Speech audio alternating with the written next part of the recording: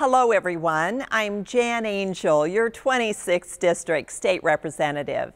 Thank you for joining me today on Legislative Update.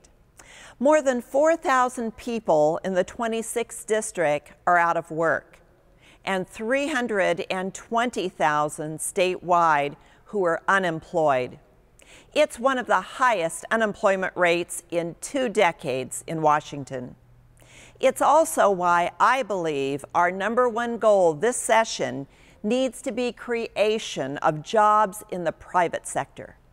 We really need to work to improve our state's business climate, to keep employers here in Washington, and to retain every precious family wage job. So that's one of the reasons why I've introduced House Bill 2445. This measure would exempt qualified family-owned businesses from the estate tax, much the same way that family-owned farms are exempt from this tax now. Business across our states are being hit hard with workers' compensation rate increases and increases in unemployment insurance taxes.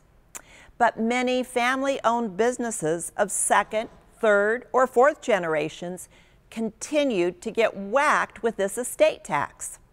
Some of them, including a family-owned business right in Gig Harbor, are considering moving to another state where the tax system is not so harsh. That constituent from Gig Harbor does business globally, and there are many places that would welcome him and the jobs that his business would bring.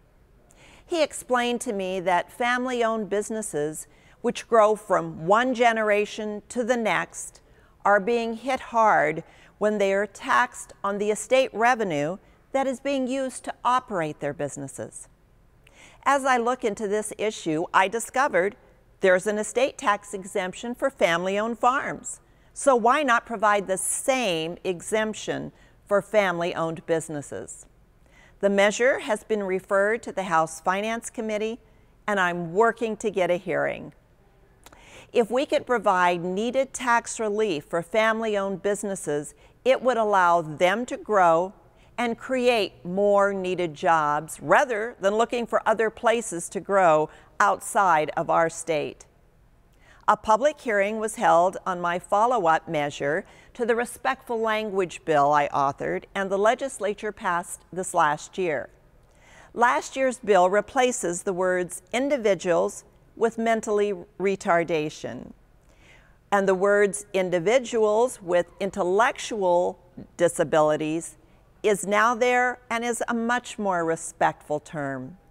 This year's bill writes in the recommendation of the state's code revisor's office and makes it very specific on which areas in state law must be clarified. A public hearing was held Friday, January 15th, in the State Government and Tribal Affairs Committee, and I'm proud to say it passed out of committee that day. The legislature will continue now to be in session for the next 7 weeks.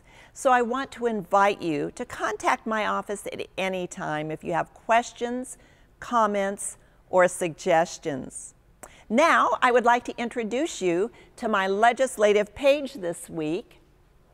This is Tyler Alexander. Hi, Tyler. I would like for Tyler to tell us where he goes to school and what city he lives in. Marcus Whitman Junior High School and Port Orchard. Port Orchard. Tyler is 14 years old and part of our PAGE program with us this week. If you would like to learn more about our legislative PAGE program, please visit my website. You'll find the web address on the screen. I want to thank all of you again for joining me today on Legislative Update. I'm State Representative Jan Angel.